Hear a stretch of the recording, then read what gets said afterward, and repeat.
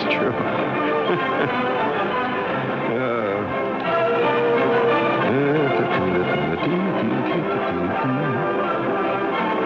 So tonight we salute Ralph Nader, one of our favorite songwriters. As we bring up there, large there. Thank you. The other day, hello, wait, I got to get this thing adjusted. We're getting terrible hum in here. Why are we getting such a hum here? Hello. 1, 2, 3, 4.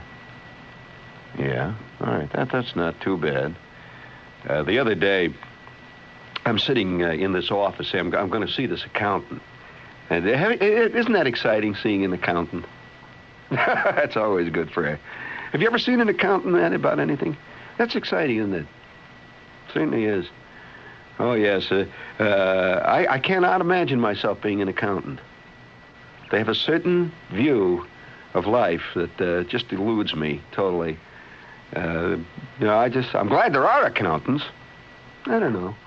Come to think of it. I don't know whether the world would be worse off or better off without accountants. But nevertheless, I'm sitting in the office there waiting to see this accountant, and I'm looking at a paper. He's got an old paper there, a newspaper, and looking over. And I had just filled out a form. How long has it been since you had to fill out a form where you had to write down the last 15 jobs you've held? Have you ever had to do that? Well, I had filled out this form, and I couldn't figure out, 15 jobs. I can't. Now, when you fill out a form like that, do they mean the 15 places you've worked for, or 15 jobs? That's different. You can do the same job at 27 different places, You follow what I'm saying there? In other words, if you're a short order cook and you work in 37 different diners, have you had 37 different jobs? Or have you worked in 37 different places and done the same job? Well, so I filled it out literally. Instead of putting down the last 15 places I worked, I put the last 15 jobs.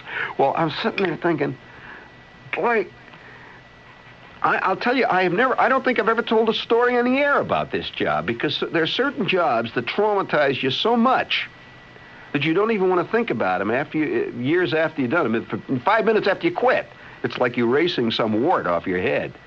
You don't want to talk about it or think about it. And I got into this inadvertently. Have you ever gotten a job through a placement service at school? Well, all right, I did. And one summer, this was in college, innocently, I go down to the placement bureau. They had a big thing on the bulletin board. Says, if you need a summer job, come to the placement bureau.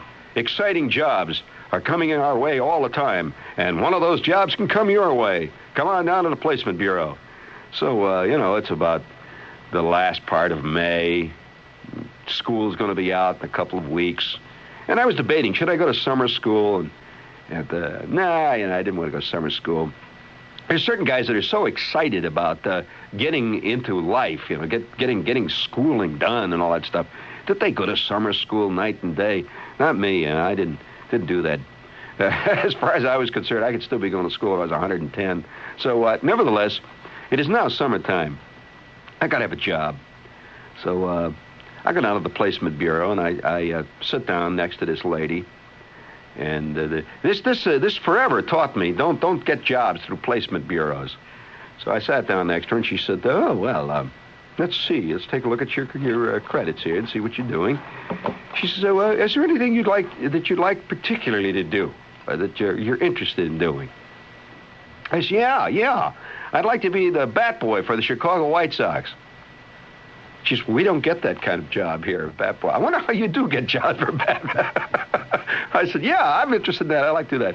She says, no, we don't have that sort of thing. Let's see, is there anything else you'd like to do? I think, well, let's see. No, not really. I'd like to look for quarters at the beach, maybe something like that. That'd be kind of good. If I get a job for some outfit that's, hunting for rare quarters on the beach, maybe I'd do that. No. So, she says, yes, I see you have a B+ in English here. I said, yeah. She said, well, here, this is something you might be able to do. I thought, what the hell is getting a B+ in English got to do with getting a job? you know. She says, let's see, yes, you might just be just right. She says, here's a card, take it to this address, and if you get the job, would you please call back so that we can cancel the notation here at the office, would you please, and tell them we recommend this for you. So, well, thank you. And I got a blue card that had an address on it, had a phone number, and it said 9 to 11. And then an exclamation point, it said applications and interview. So I go trotting down to this address, which looked quite innocent. It was a very innocent-looking address. Go trotting down there. And there were about 10, 15 guys waiting to talk to this lady who was doing all the interviewing. So I sat out in the front there, and I said, I'm talking to the other guys. And they were from schools, from all around. And I said, what, any of you guys got any idea what this is? And he says, no.